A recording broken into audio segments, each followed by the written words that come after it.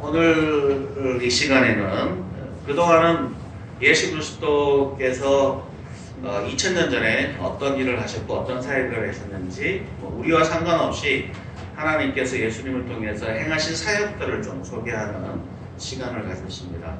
물론 그것은 오늘날 우리가 어떻게 살 것이냐에 큰 영향을 미치는 것은 사실인데, 그런데 이제 2000년 전에 돌아가신 예수님의 그 십자가 사역이 또 예수님의 십자가로 말미암은 다양한 그런 의미와 가치와 또 보여주신 그런 사건이 오늘날 우리들 2000년 지난 다음 시간과 공간이 다른 우리들에게 어떻게 이것이 연결되는가, 이게 그 중요한 문제죠.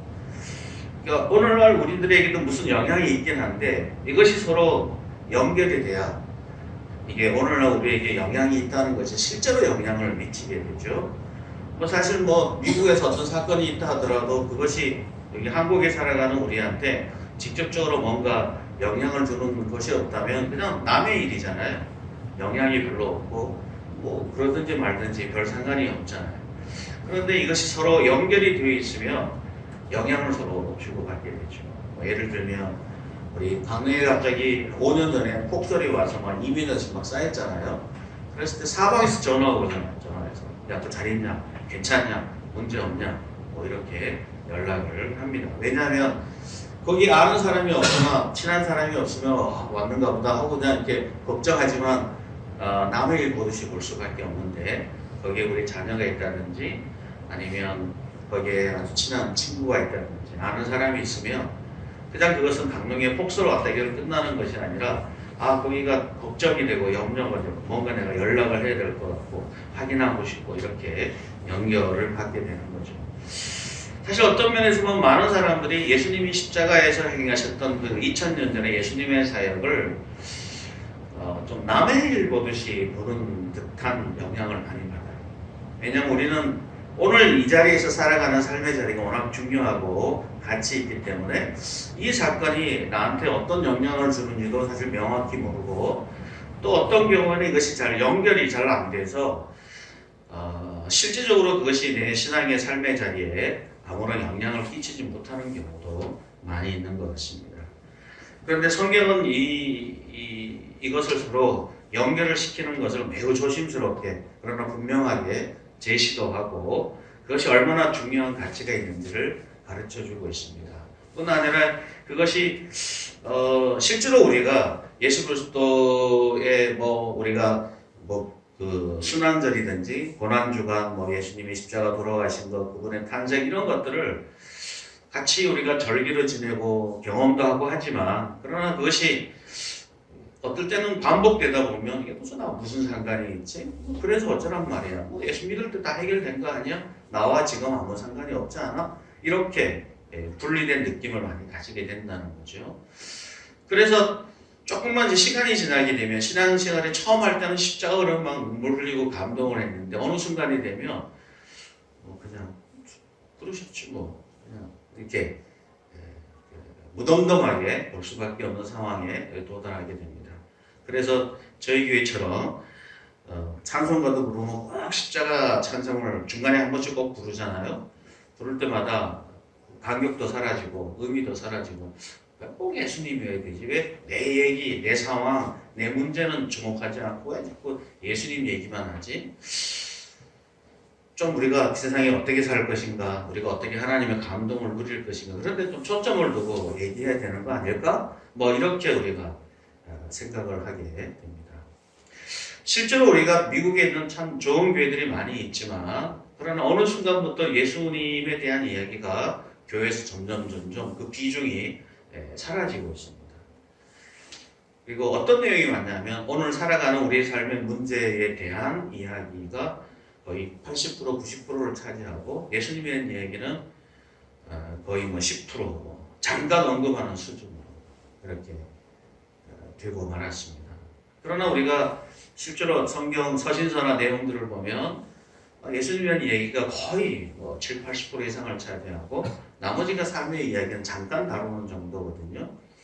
물론 우리가 이 1세기 초대교회처럼 그런 비율로 꼭 해야 될 필요는 없지만, 그러나 상대적으로 왜 예수님이라는 이야기가 이렇게 줄어들 수밖에 없는지를 생각해 보게 되면 우리는 오늘날 우리의 삶의 문제를 얘기할 때 예수님의 사역과 그분이 우리에게 보여주신 그 사건이 오늘날 우리의 삶의 문제를 해결하는 아주 중요한 그 역할을 하고 있고 마치 열쇠처럼 잠겨있는 우리의 삶의 문제, 환란 속에 사는 우리의 문제, 죄로 인해 고통스러운 삶의 문제를 예수 그리스도께서 어떻게 지금도 여전히 유효하게 영향을 미치고 있는가에 대한 대답을 제대로 잘 가지고 있지 못한다는 거죠. 그래서 우리가 예수님에 대한 얘기를 아무리 많이 해도 그것이 오늘날 나와 어떻게 연결시키느냐에 대한 좋은 대답을 갖고 있지 않으면 사실 그것은 그냥 남의 나라, 남의 이야기처럼 들릴 수밖에 없다는 거죠. 그래서 지금부터 몇몇 시간들은 이것을 서로 연결시키는 그 성경 본문을 통해서 좀 살펴보려고 합니다. 그리고 그 연결이 어떤 의미가 있고 그것이 우리가 일상과 삶의 자료, 오늘날 우리 삶의 문제를 해결하는데 또는 어떤 영향을 주는지를 좀 중점적으로 살펴보려고 합니다. 이것을 이해할 때 제일 먼저 중요한 본문이 바로 오늘 갈라디아서 2장 17절부터 21절일 텐데 특별히 20절이 거기에 중요한 대답을 주고 있다 생각을 합니다. 제가 개인적으로는 가장 좋아하고 늘 이렇게 암송하면서 좋아하는 본문이고 또 이 본문을 갖고 많이 설교도 했고 제가 신학교 들어갈 때 설교 시험을 우리가 하거든요. 설교 시험을 하면 그 사람의 주의 능력과 또 그 사람의 어떤 생각을 이해하는 데 도움이 되는데 제가 이 본문을 갖고 설교했던 것이 기억이 납니다. 오늘 본문의 내용은 대략 이런 내용입니다. 이 갈라디아서는 어떤 교회냐면 이미 예수 그리스도 안에서 구원받은 신앙으로 잘 무장되어 있는 교회였습니다. 근데 문제가 생겼어요. 여기에 많은 유대인들이 영향을 이제 주고받고 있었기 때문에 여기에 우리가 앞에 보면 베드로도 방문을 하고 또 안디옥이나 예루살렘 교회에서도 많이 방문을 하는 상황이었습니다. 그러다 보니까 이 유대인들이 예수님을 믿고 나서 신앙에 대한 대답을 찾아가는 과정 속에서 우리가 예수님을 믿었지만 그러나 여전히 율법을 지켜야 된다. 율법을 지키는 게 유용하다. 이렇게 이야기를 하고 있었습니다. 그런데 사실 우리가 이번에 산상수훈 때 공부했던 것 율법 자체는 좋은 겁니다. 가치가 있고 의미가 있는데 문제는 뭐냐면 예수 그리스도를 믿는 믿음과 율법을 거의 동격으로 또는 심지어는 예수 믿는 것만으로는 부족해. 율법도 지켜야 구원을 받아. 라고까지 지속이 된 거죠. 우리가 이런 문제는 자주 발생하게 되는데 우리가 예수님 믿지만 그걸로 구원받거나 그걸로 확정받는 것은 아니야. 그것만큼이나 우리 영적 체험이 필요하고 은사가 필요하고 지식이 필요하고 또는 등등의 종교적인 활동이 필요해 라고 해서 거의 동급이나 아닌 그것보다 더 우선되는 그런 것들을 이제 강조하기 시작을 합니다. 그래서 이 갈라디아서 5장에 보면 갈라디아 교회가 예수 그리스도를 믿음으로 구원을 받아라고 하는 것이 겉으로 시작이 됐는데 어떻게 바뀌냐면 그리스도께서 우리를 자유롭게 하려고 자유를 주셨으니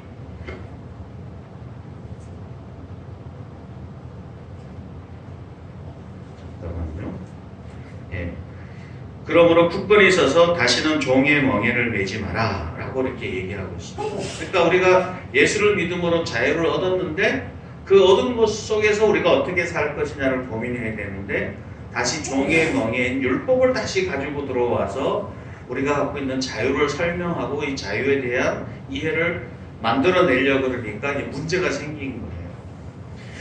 그래서 우리가 예수를 믿음으로 구원을 받는 이런 사건 또는 이런 놀라운 자유 앞에 섰는데 실상은 우리가 더 율법 가운데 구속이 되고 불편해지고 어렵게 처한 상황들 속에 있는 이 갈라디아 교회의 상황을 보고 사도 바울이 이 말씀을 주시고 있습니다. 우리가 아시는 바와 같이 율법은 우리가 구원받은 우리가 어떻게 살 것이냐의 문제에 대한 대답을 주는데 유용합니다. 가치가 있어요. 우리가 우리가 사경에 동안 살펴봤던 것처럼 우리가 신자가 신자답게 살아가는 과정 속에서 율법은 우리로 하여금 하나님 앞에 하나님의 온전하심을 좇아 살아가는 데 있어서 어떤 방식이 또 어떤 내용이 하나님이 기뻐하시는가를 이해하고 깨닫는 데 도움이 됩니다. 그러나 그것으로 구원을 받지 않는다. 그것 때문에 구원받는 건 아니다.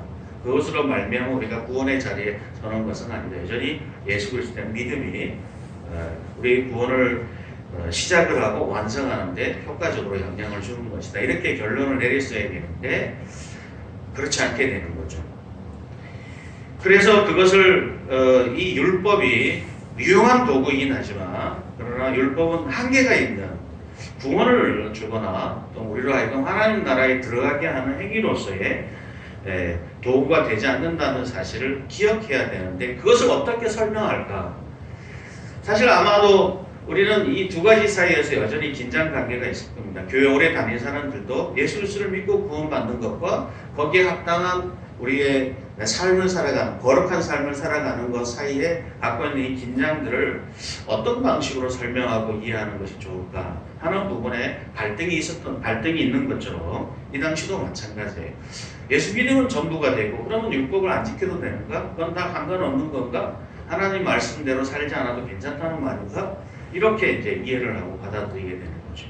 그러나 우리가 이 율법에 대한 문제는 다시 나중에 또 언급을 해야 되겠지만 예수 그리스도를 믿음으로 구원받는다는 명확한 사실 이외에 그 사실 이외에 다른 문제들을 언급을 해야지 그것을 이제 온전히 붙들지 못하고 다른 것들을 마치 그거와 같은 수준의 또는 강조점이나 내용을 차지하게 되면 기초가 흔들려 버리기 때문에 나머지가 다 엉망진창이 돼버리게 되는 거죠. 그래서 이 사도 바울은 그럼 우리가 이 율법의 요구에서 완전히 벗어났다를 어떻게 설명할 수 있을까? 우리가 예수 그리스도를 믿는 믿음으로 살아가는 것이 얼마나 가치 있는 것인가를 설명하려면 어떻게 해야 될까를 고민하다가 2장 20절을 이제 진술하게 됩니다. 그 앞의 내용이 제가 설명했던 내용이고 20절이 바로 그것에 대한 결론으로 제시하게 됩니다. 그것이 뭐냐면 20절 앞부분인데요. 제가 한번 읽어봅니다. 내가 그리스도와 함께 십자가에 못 박혔다라고 선언을 하는 거예요. 사실 이 말을 이해하시려면 내가 그리스도와 십자가에 못 박혔다는 말이 무슨 의미인지를 좀 이해하셔야 되는데요. 그것은 뭐냐면 이렇습니다.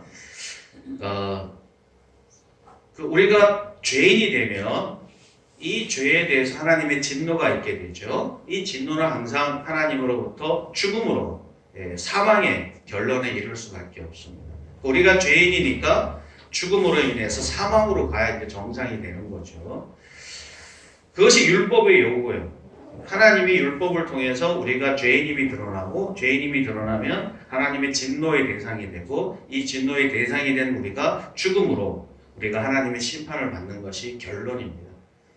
그런데 우리가 그 죽음으로 가야 정상인데 이 죽음을 예수 그리스도가 대신 죽으신 거잖아요. 예수님이 죽으셨어요. 죽으셨는데 예수님이 죽으신 것과 우리는 별개잖아요. 그죠? 이 별개에 있는 것을 하나로 묶어버리는 작업이 뭐냐면 내가 그리스도와 함께 죽는 겁니다. 그리스도와 함께 십자가에 못 박히는 거예요. 그래서 과거 예수님이 십자가에 못 박혀 죽은 사건과 나도 여전히 죄인이기 때문에 하나님의 진노의 대상이 되어서 하나님의 심판의 결과로 죽는 이 사건을 하나로 묶어버리는 거예요. 그것이 그리스도와 함께 십자가에 못 박혀 죽었다라고 선언하는 의미에 담겨 있는 겁니다. 이렇게 설명하면 도대체 목사님 무슨 얘기인지 알겠는데 그게 도대체 무슨 말이에요? 이렇게 아마 질문하실 겁니다. 그래서 이것을 다른 형태로 사도 바울이 설명을 합니다. 하나 넘겨볼까요? 한번 우리가 이 두 구절을 읽어보겠습니다. 시작. 그러므로 우리가 그리스도의 죽음과 합하여 세례를 받음으로 그와 함께 장사되었나니 이는 아버지의 영광으로 말미암아 그리스도를 죽은 자 가운데 살리신과 같이 우리로 또한 새 생명 가운데 행하게 하려 하심이라. 너희가 세례로 그리스도와 함께 장사되고 죽은 자들 가운데서 그를 일으키신 하나님의 역사를 믿음으로 말미암아 그 안에서 함께 일으키심을 받았느니라. 여기서 우리가 그리스도와 함께 십자가 못 박혀 죽었다라는 말을 다른 단어로, 한 단어로 설명을 해요. 이게 뭐죠? 세례를 받다라고 표현합니다. 세례를 받다.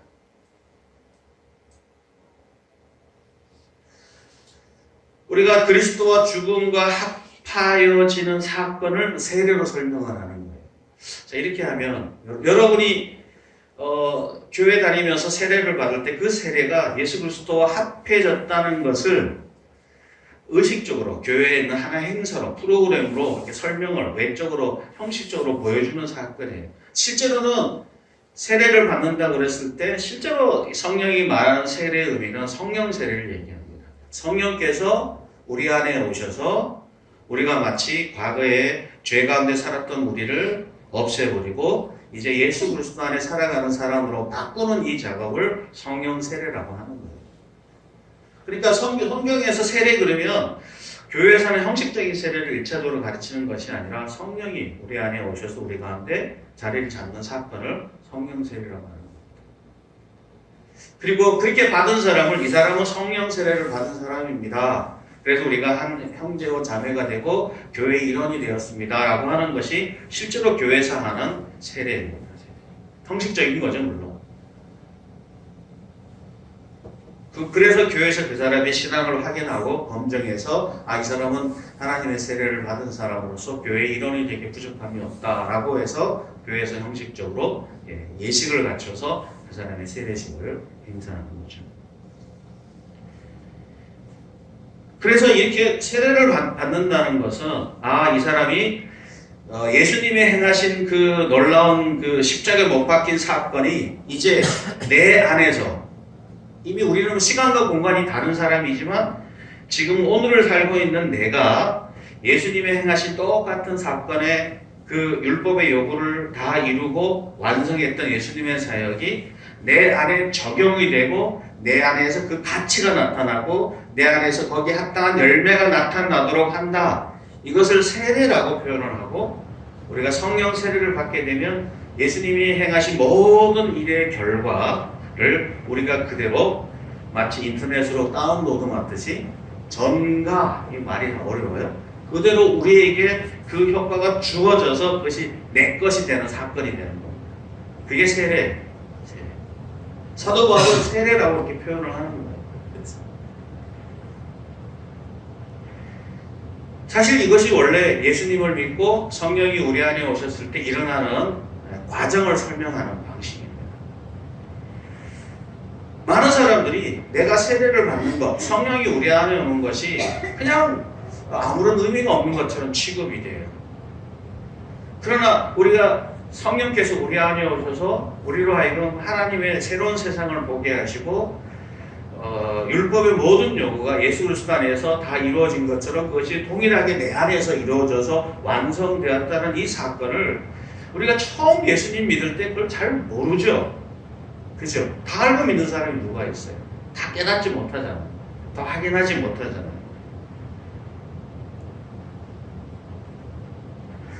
그래서 우리가 처음 예수님 믿을 때 이거를 찬찬히 누가 설교해주고 가르쳐주고 깨닫게 해줘서 믿는 사람들은 많지는 않습니다.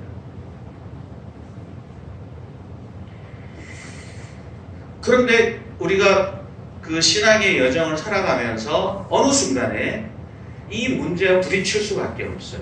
다시 말하자면 우리가 예수님 믿고 신앙생활을 해왔다고 생각하고 살아가고 있는데 어느 날 갑자기 우리가 죄와 관련된 이 세상, 그것이 나의 죄든 누구의 죄든 다른 사람이 이 죄악된 구조 속에 있던 이런 것들과 실제로 부딪히면서 또 죄책감이 들고 여러 가지 환난과 어려움을 겪으면서 그러면 내 이 죄에 대한 문제가 어떻게 해결됐지? 진짜 나는 구원받은 사람인가? 이런 질문들을 던지게 되는 시점이 오게 됩니다. 어떤 사람들은 자기의 지식이나 자신의 경험이나 또는 자기의 영적 체험을 그것을 기초 위에 둬서 설명을 하려고 그래요. 마치 초대교회 지금 갈라디아 교회가 예수님 믿고 구원받은 이 사건을 율법을 다시 끌어들여서 그 근거의 한 축으로 삼으려고 했을 때 사도 바울이 문제를 삼았죠. 율법 자체를 문제를 삼는 것이 아니라 율법을 예수 그리스도를 믿는 믿음이라는 이 유일한 근거에다가 하나의 근거를 더 집어넣어서 더 완벽한 구원의 사건을 설명하려고 했던 그들의 모순점을 지적을 하는 겁니다. 그럼 왜 자꾸 이런 일들이 반복해서 일어나는가? 한국교회가 예수 그리스도를 믿는 믿음을 강조하는 것보다 왜 수많은 많은 규칙들과 율법들과 규례들을 다 끄집어 들고 들어와서 그것을 갖고 있어야 진정한 믿음이고 구원받는다라고 어느 순간에 설명을 하고 있습니다. 그것이 주일 성수일 수도 있고 그것이 헌금일 수도 있고 그것이 전도일 수 있습니다. 사실 우리가 저 사람을 참된 신자다라고 얘기했을 때 보통 예수 믿음으로 구원받아라고 얘기하면서도 거의 무슨 동급으로 설명하는 세 가지가 바로 그거죠. 이 사람이 진정한 신자라면, 정말 예수님 믿고 구원받은 사람이라면 주일 성수해야지, 헌금을 해야지. 우리 총신에서는 합동 측 장로교에서는 11조 안 하면 신자가 아니라고 얘기하더라고. 참 이상한 동네인데 그렇게 한다든지, 아니면 전도를 안 하고 전도나 선교를 열심히 하는 신자가 아닌 것처럼 설명하는. 어느 순간에 예수 그리스도를 믿는 믿음 플러스 알파가 자꾸 어떤 형태든지 만들어져요. 열심히 전도하는 것을 강조하는 공동체는 전도를 강조하고, 교회 공동체마다 또는 상황마다 사람들은 다양한 것들을 그것과 동급으로 뭔가를 제시하고 그것이 있어야지 이 사람의 구원이 확실한 거라고 확증하는 수단으로 사용하기 시작했다는 것입니다. 자, 그러면 우리가 동일한 상황은 아니지만 비슷한 상황 속에 있는 제자들의 모습을 한번 살펴보죠. 요한복음 16장 29절 이하인데요. 한번 읽어보겠습니다. 제자들이 말하되 지금은 밝히 말씀하시고 아무 비유로도 하지 아니하시니 우리가 지금에야 주께서 모든 것을 아시고 또 사람의 물음을 기다리지 않는 줄을 아나이다. 이로써 하나님께로부터 나오심을 우리가 믿사옵나이다. 이 요한복음 16장의 배경은 이제 예수님께서 십자가에 달리시기에 바로 직전 그날 밤이었습니다. 사실 여기서 우리가 예수님을 믿습니다, 이런 하나님께로부터 나오심을 우리가 믿습니다, 이런 고백을 사실 그 이전은 해야 정상이죠. 3년이나 쫓아다녔는데 마지막 예수님이 잡히시기 전날 이런 고백을 제자들이 했다는 사실은 제자들 이거 바보 멍청이들 아니야? 라고 생각할 정도로 되게 이상한 고백이에요. 그죠? 예수님께서 지금까지 표적을 많이 행하셨고 그리고 멋진 비유를 통해서 하나님의 나라에 대한 이야기를 전파하셨습니다. 그것을 옆에서 듣고 보고 경험했던 사람들이에요. 그럼에도 불구하고 그들에게 있어서 예수님은 하나님으로부터 오는, 다시 말하자면 하나님의 아들로서의 권세와 능력을 가진 사람으로서 인정하는 데는 한계가 있었어요. 예수님은 조문을 앞히고 좋은 선지자고 뭔가 특별한 분이긴 한데 그러나 그 이상의 자리를 차지하지 못했어요. 그러다가 이제 예수님께서 마지막 잡히시기 전날 밤에 다양한 가르침을 쭉 행하는 걸 들어보니까 예수님 뭔가 특별하신 분이구나. 우리가 생각했던 것 이상의 분이시구나. 이런 것들을 어느 순간에 깨닫고 이해하게 된 거예요. 그러나 여러분, 이렇게 얘기한다고 해서 이 사람의 믿음이 완성된 건 아니에요. 왜냐하면 이것만으로 충분하지 않기 때문에.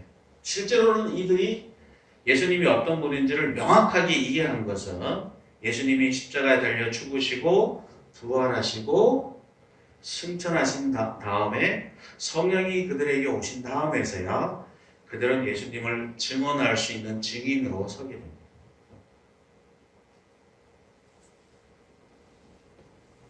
예수님의 십자가 사역이 마쳐지고 그분이 다시 그래서 부활하시고 그래서 성령이 오신 다음에야 그들은 증인이 될 수 있었습니다.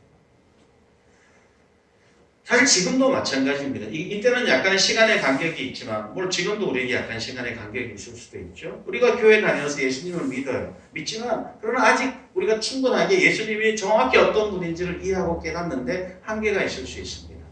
어떤 사람은 그 기간이 되게 짧을 수도 있고 어떤 사람은 그 기간이 매우 길 수 있습니다. 저처럼 어려서 교회 다녔고 당연히 예수님 믿는 게 진짜라고 알았지만 그러나 저도 대학교 2학 3학년 돼서요.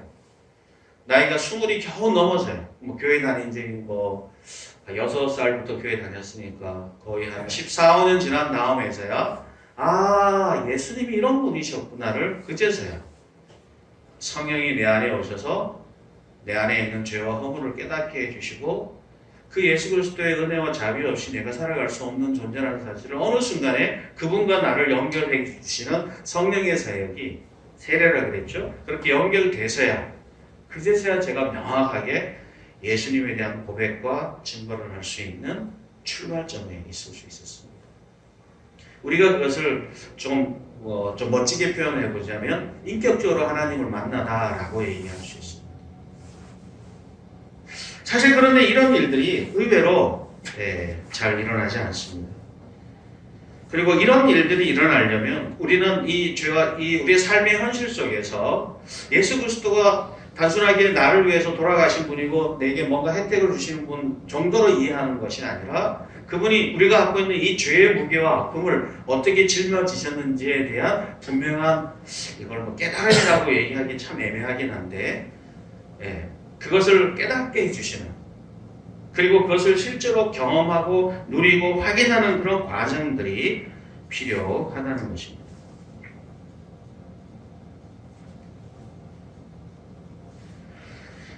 바울은 다메섹에 올라갈 때 예수님을 믿는 사람들을 죽이기 위해 잡아서 죽이기 위해서 올라가다가 뒷가운데 예수님을 만나고 그의 인생이 바뀌었습니다.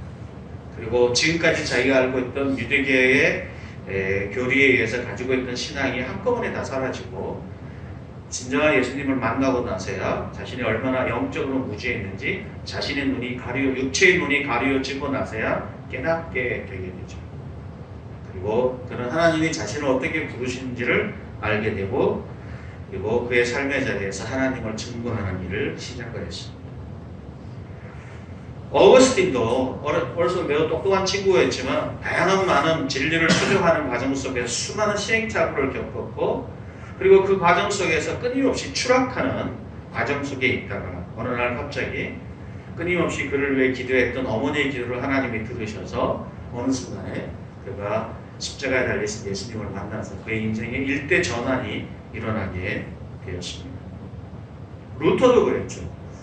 루터도 자기의 신앙의 여정에 그 캐톨릭의 사제로서 끊임없이 자기의 죄의 책으로 인해서 죄에 대한 죄책감이 자꾸 드는데 이걸 해결하기 위해서 여러 가지 많은 고행들을 캐톨릭에서 제시하고 있는 다양한 종교적인 수단들을 아무리 동원해도 이 죄책감이 사라지지 않는 그래서 큰 절망 속에 있다가 로마서 1장을 보고 오늘 하나님이 깨달음을 주셔서 성령께서 그의 마음에 오셔서 그를 다스려 주셔서 그가 이 죄에 대한 문제가 예수 그리스도를 통한 믿음 외에는 해결책이 없다는 사실을 깨닫고 나서 그는 자유함을 누리게 되었습니다. 그리고 그것이 우리 신앙의 핵심이라는 사실을 수없이 증거하면서 종교개혁 운동이 일어나게 됐던 배경이 된 것이죠. 저는 분명한 것은 뭐냐면 신앙의 여정 속에 살아가는 사람들이 각각 죄의 무게와 깊이를 어떻게 만나는지는 사람마다 다 다양합니다. 방식이 달라요. 다르지만 그 본질은 하나예요.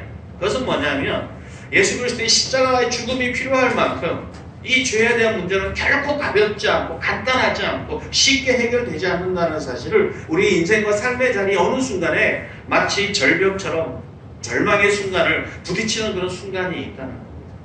내가 교회 오래 다녔던 안 다녔던 상관없는 문제. 어떤 사람은 교회 다니지 않았는데도 그 문제에 부딪혀서 예수님을 만나고 그의 인생을 으통하는 사람도 있고 어렸을 때 교회 다녀서 착하게 살아왔지만 그러나 그럼에도 불구하고 우리 인생의 수많은 환란들 속에서 이 죄의 절망이 얼마나 큰지를 그리고 그것이 얼마나 우리 인생을 왜곡시키고 우리가 어떤 선한 의도가 잘못된 방향으로 나아가고 있는지를 깊이 체험하는 순간이 다가오게 됩니다.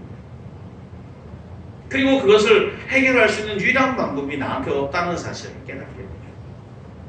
그리고 우리가 예수 그리스도 바로 그분과 성령께서 오셔서 연결시켜 주실 때가 있어요. 세례를 통해서 성령이 오셔서 우리로 그렇게 연결을 시켜 주십니다. 그래서 내 건 아니지만 그분의 것을 내가 다운로드 받아서 그분의 의가 나한테 주어져서 내가 자유를 누릴 수 있는 순간이 주어지게 되죠. 그것이 성령 세례의 의미입니다. 이것은 그런 우리의 이 절망의 순간을 체험하는 사람만이 경험할 수 있는 거예요. 근데 여기다가 지금 뭔가를 자꾸 더하려고 하니까 사도 바울이 지금 열불이 나서 이 얘기를 하고 있는 거예요.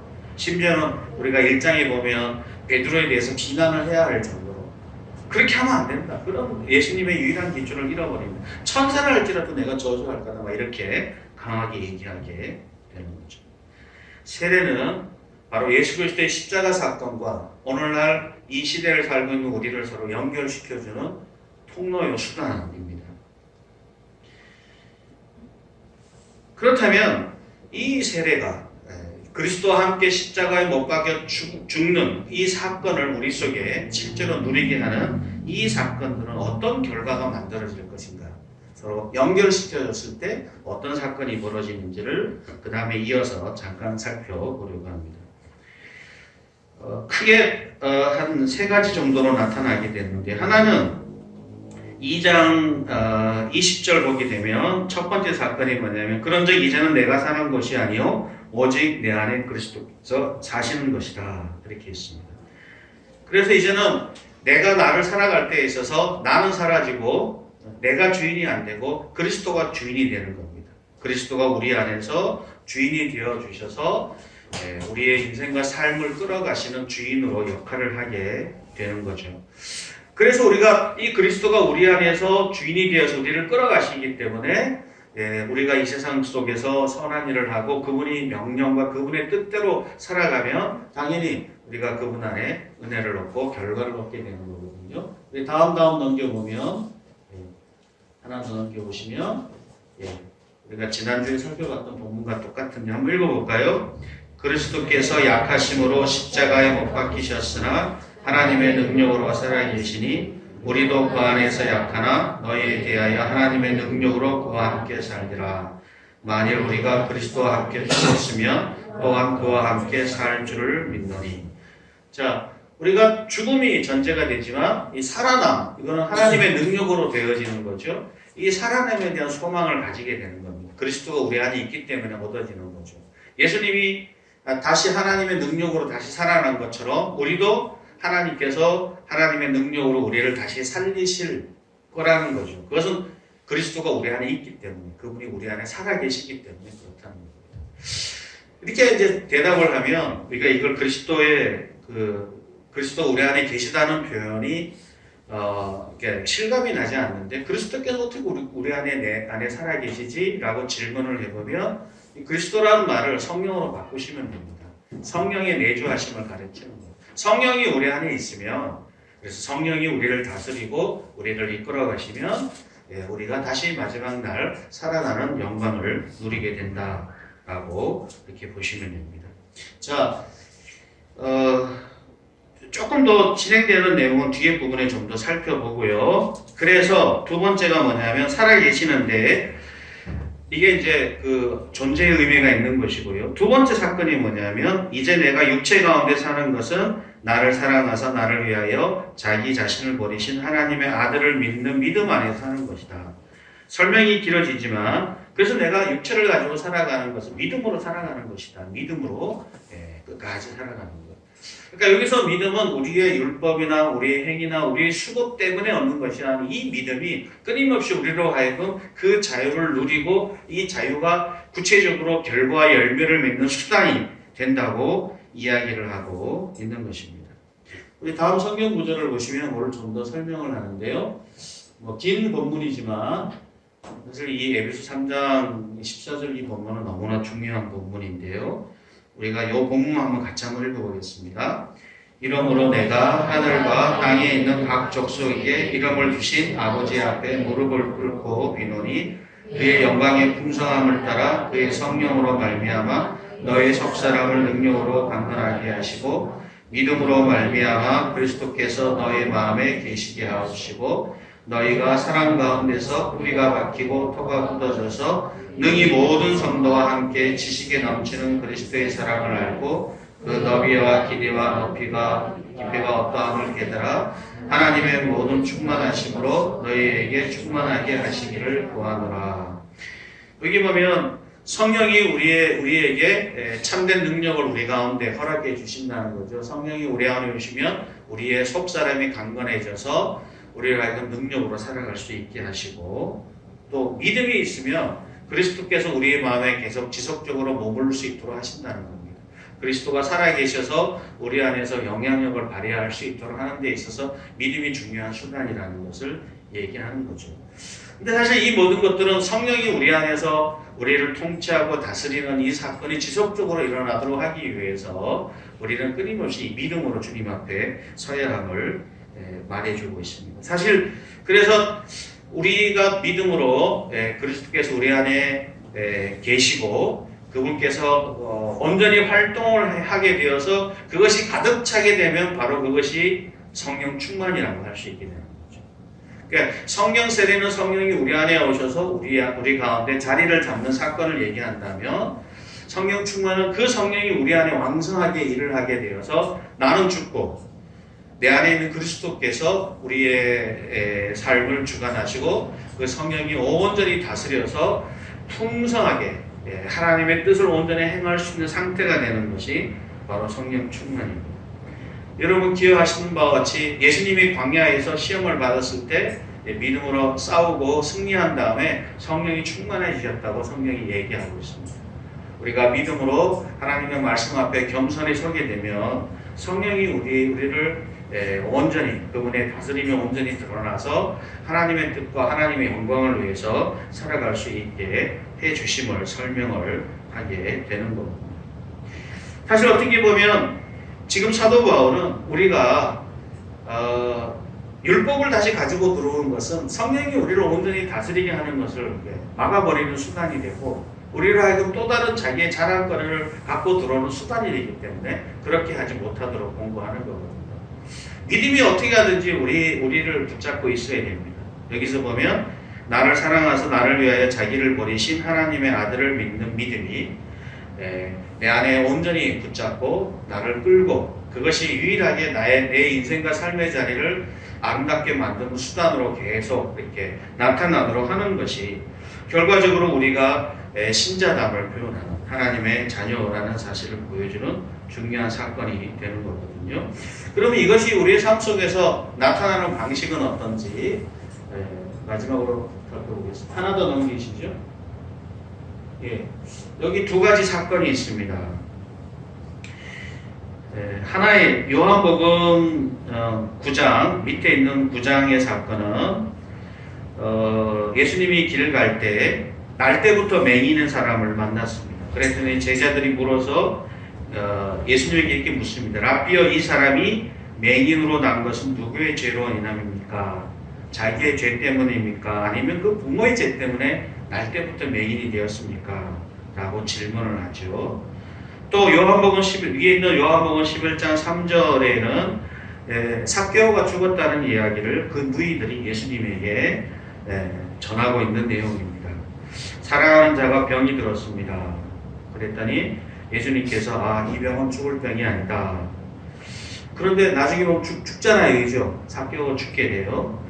그런데 예수님이 다시 살리시는 사건으로 이제 결과가 맺어지게 되는데, 이 병이 들렸던 것은 그냥 어떤 이유가 있는 것이 아니라 특별한 다른 이유가 있다라고 설명을 이제 하게 되는 거거든요. 두 가지 내용을 보게 되면 매우 흥미로운 결과를 만들어냅니다. 이 병은 죽을 병이 아니라 하나님의 영광을 위하며 하나님의 아들이 이로써 영광을 받게 하는 것이다.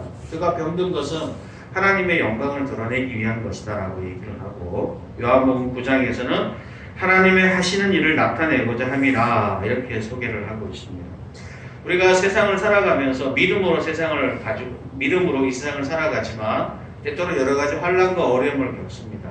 그리고 그 환난과 어려움은 우리라고 매우 공고하고 힘겹게 하고, 그것이 마치 나의 죄 때문이든 또는 누군가의 다른 사람의 죄 때문이든 아니면 세상의 구조 때문이건 우리는 매우 곤란하고 어려운 처지에 빠져서 우리가 매우 힘겨워하고 어렵게 됩니다.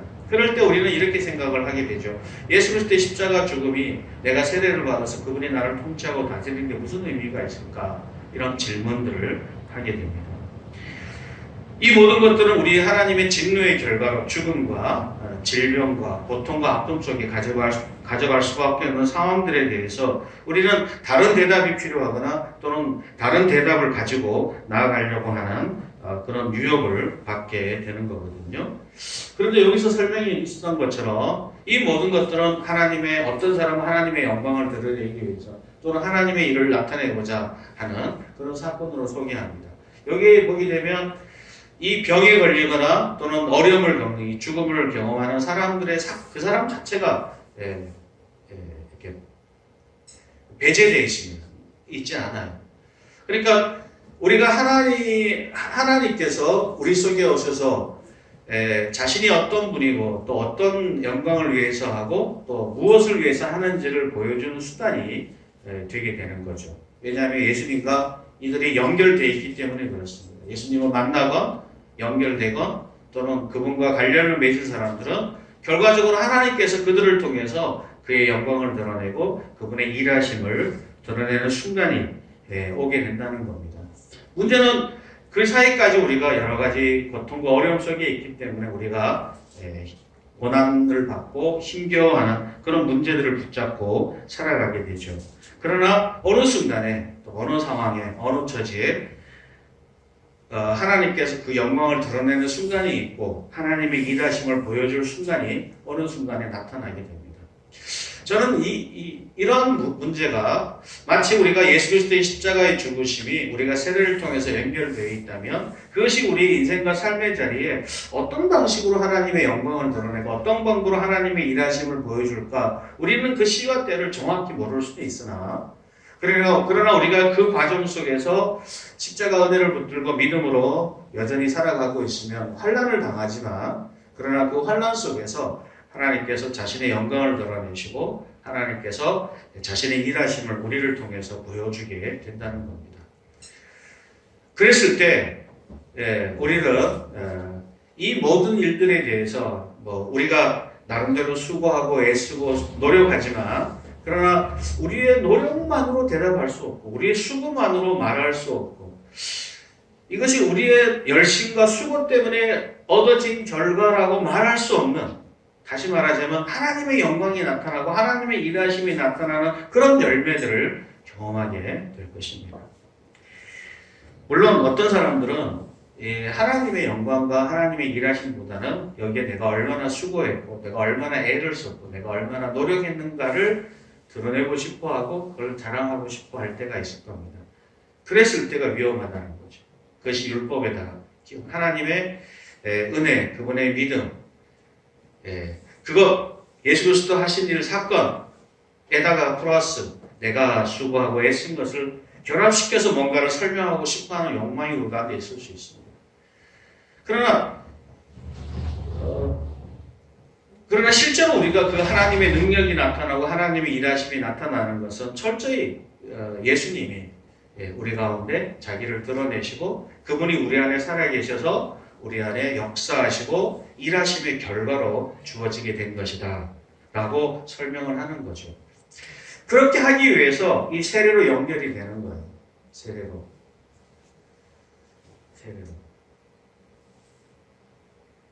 예수 그리스도의 십자가의 사건이 오늘날 우리의 삶 속에서 어떤 의미와 가치로 드러낸지를 보여주는 순간 우리가 애쓰고 수고하는 것에 대한 대가로서가 아니라 그거럼에도 불구하고 해결할 수 없는 우리의 절망과 아픔과 삶의 문제와 죄에 대한 우리의 이 답답하고 고통스러운 마음이 십자가로 해결되는구나. 그분이 다시 살아나심으로 해결되는구나. 그분의 약속으로 해결되는구나를 어느 순간에 깨닫고 이해하고 확인하는 순간이 온다는 거죠. 그랬을 때 우리를 통해서 하나님의 영광이 나타나고 하나님의 일하심이 나타난다는 겁니다. 우리가 산상수훈에서 마지막 서론 부분에 한 부분을 우리가 기억하실 겁니다. 우리가 예수 그리스도의 너는 세상의 빛이라 얘기하면서 우리를 하나님께서 세상의 높은 자리에 세우십니다. 빛을 비추게 하죠. 그러면 우리의 착한 행실을 우리 세상 사람들 가운데 다 비춰 보이게 합니다. 그런데 세상 사람들이 우리의 착한 행실을 보고 야, 과옥수 대단하다. 야, 저 사람 대단한데 이렇게 박수를 치는 것이 아니라 우리는 그 사람들을 통해서 누구를 보게 되죠? 하늘에 계신 내 아버지께 영광을 돌리게 됩니다.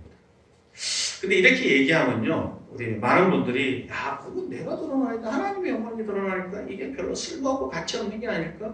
뭐 그럴 바엔 우리가 뭘 열심히 하겠어? 이렇게 생각을 하실 수 있잖아요, 그죠? 그렇지 않다는 거죠. 왜냐하면 하나님이 우리를 이렇게 높으신 거기 때문에. 내가 하나님의 말씀대로 의롭게 살고 그분의 믿음을 갖고 살고 이런 환난과 어려움 속에서도 예수 그리스도의 승리를 드러내는 삶을 살게 되면 하나님이 영광을 받으시는 것만큼이나 우리의 믿음이 드러나고 우리가 세상에서 자랑스러워지고 하나님이 우리를 높이 세우시는 열매를 얻게 됩니다. 하나님의 영광이 나타나고 그분의 일하심이 나타나는 것만큼 우리도 이 세상 속에서 하나님이 주시는 은혜와 긍휼이 어떻게 있는지에 대한 증거로서 사용이 되는 거예요. 그래서 우리가 하나님의 증인으로서 성령께서 우리 안에 역사해 주셔서 그분의 증인으로 사용되는 만큼이나 우리는 하나님 앞에 영광을 하나님께 영광도 돌리지만 그 영광이 동일하게 내게 씌워져서 내게 사람들이 칭찬을 하고 자랑스러워하고 존경하고 그 가치를 부여받을 수 있는 거죠.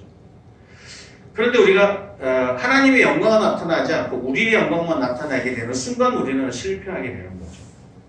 그래서 이 두 가지가 어떻게 조화를 이룰 것인가 하는 것을 생각해 보게 되면 그것은 결국 우리가 예수 그리스도의 십자가가 우리에게 연결되어서 그것이 우리의 신앙의 기초로 든든히 세워져야지만 금방 얘기했던 그런 영광이 드러납니다.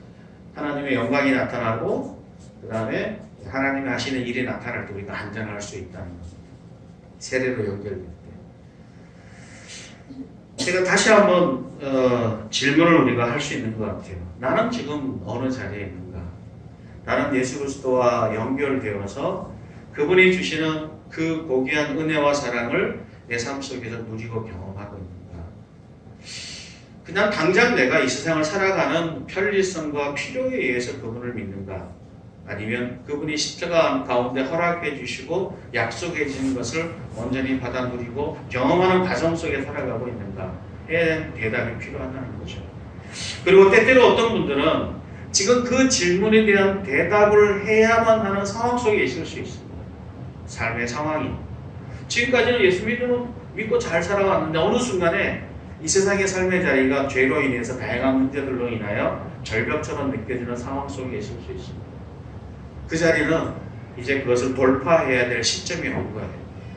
내 노력과 수고만으로 되지 않고 오직 하나님의 은혜와 긍휼로 죄의 무게를 경험하고 하나님의 영광의 필요성, 그분의 일하심이 나타나야 될 때가 오게 된 겁니다.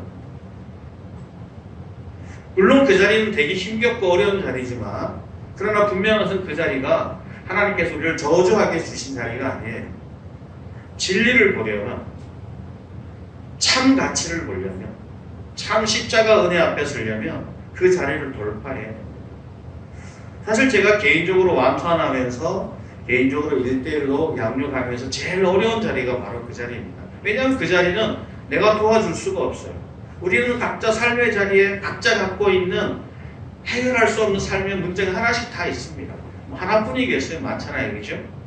그 질문에 대한 대답을 끊임없이 내가 뭔가 애쓰고 노력하거나 또 어떤 상황 때문에 해결되기를 기대하지만 기대되지 않고 끌려가는 문제들이 있어요.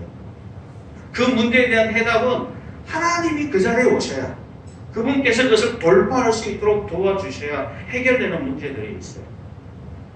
상황은 그대로라도 그것을 이해하고 그것을 넘어설 수 있는 깨달음이 우리한테 필요할 때가 있어요. 그거는 내 힘으로 안 되고 내 능력으로 안 될 때가 있어요. 오직 성령께서 오셔서 이 부분에 대해서 가르쳐 주시고 알려주시고 깨닫게 해주셔야 되는 상황과 문제들이 있다는 거죠. 그래서 성경은 자기 십자가라고 표현합니다. 그 대답을 해야 될 때가 있다. 그게 가정의 문제일 수도 있고 자기 내면의 죄의 문제일 수도 있고 허전한 마음일 수도 있고 아니면 태어날 때부터 가지고 있는 삶의 숙명처럼 가지고 있는 문제일 수도 있고 무엇인지 모르겠어요. 질병일 수도 있고 어쨌든 그런 문제들 속에 우리는 지금 부딪혀서 한 걸음 한 걸음 나아가고 있는지도 모릅니다. 아니 어쩌면 삶의 자리에 이런 문제들을 자주 경험하게 될 수도 있습니다. 그럴 때마다 십자가에 달리셔서 우리의 죄의 문제를 해결해 주신 예수님이 성경을 주셔서 우리 안에 주신 그 믿음이 그것을 하나 부딪히면서 한 걸음 한 걸음 부딪히고 승리하고 부딪히고 난다. 그것을 하나하나씩 부숴 넘어갈 때, 다시 한번 승리해서 넘어갈 때 우리는 우리의 힘과 능력과 지혜가 여기에 전혀 영향을 미치지 못하고 그리스도 십자가 가운데 있는 그 은혜가 우리라고 이 현실 속에서 살아가게 하는 실제적인 힘이라는 사실을 깊이 깨닫게 된다는 겁니다. 아무쪼록 우리 여전히 우리의 삶에 적지 않은 문제와 상황 속에 부딪혀 살아가시는 우리 믿음의 귀한 지체들이 우리가 예수님과 연결되어 있다는 걸 기억하셔야 돼요. 그분과 세례로 연결되어 있다는 것. 그래서 끊임없이 그분으로부터는 그 신비로운 기적과 능력이 그분의 하나님의 능력으로 나타난 그 열매들이 그분으로 인해서 내 안에 오고 내 안에서 풍성한 힘을 발휘하며 바로 그것을 승리하고 이기고 나가는데 유용한 열매가 된다. 그래서 우리가 오늘을 살아가는 우리는 지금 내가 뭔가 열심히 애써서 노력해서 결과가 만들어진 것처럼 보이지만 그러나 실제로는 예수 그리스도의 십자가에 같이 못 박혔기 때문에 세례로 연결됐기 때문에 그 힘이 내게 와서 믿음으로 열매를 만들어내고 그 힘이 기적을 만들어내고 그리고 그 힘이 우리의 직면한 문제를 풀어낼 수 있다는 사실을 기억하시고 믿음으로 담대히 나아가시기를 주의 이름으로 축원합니다. 기도하겠습니다.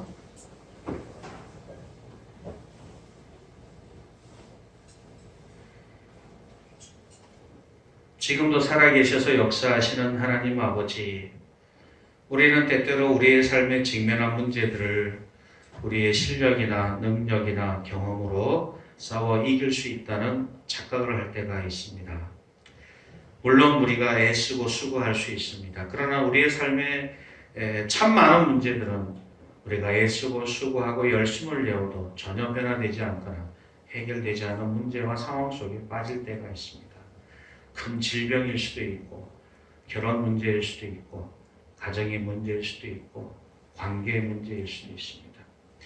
하나님, 이 싸움에서 승리하는 것이 요원해 보이고 우리가 그 속에서 하나님의 자녀로 거룩한 삶을 산다는 것이 어두워 보일 때가 있습니다. 그래서 우리는 이렇게 결론을 내립니다. 내가 정말 구원받은 사람일까? 나는 하나님의 구원을 받을 수 있을까? 나는 의로운 여정을 살 수 있을까? 이런 질문들 앞에 서게 됩니다.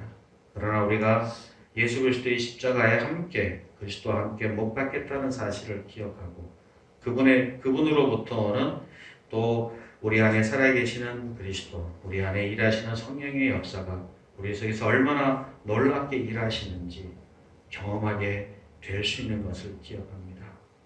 이 시간 머리 숙여 나온 지체들 속에 우리로 하여금 우리가 예수 그리스도의 십자가에 함께 연결되어서 함께 죽었다는 사실을 기억하게 하시고 또 함께 살아날 것을 소망 가운데 바라보게 하시며 지금도 우리 안에서 살아계시고 일하시는 그리스도의 놀라운 역사를 체험하게 도와주시옵소서. 그런 체험이 한 걸음 한 걸음 쌓일 때마다 예수 그리스도의 놀라운 은혜가 우리 가운데 어떻게 일하시는지를 깊이 체험하게 하시고 알게 하시고 고백하게 하시고 또 주변의 많은 사람들이 우리의 그런 선한 삶을 보고 우리의 그런 합당한 삶을 보고 하나님 앞에 영광을 돌릴 수 있는 놀라운 은혜가 나타나게 도와주시옵소서. 예수 그리스도 이름으로 기도합니다.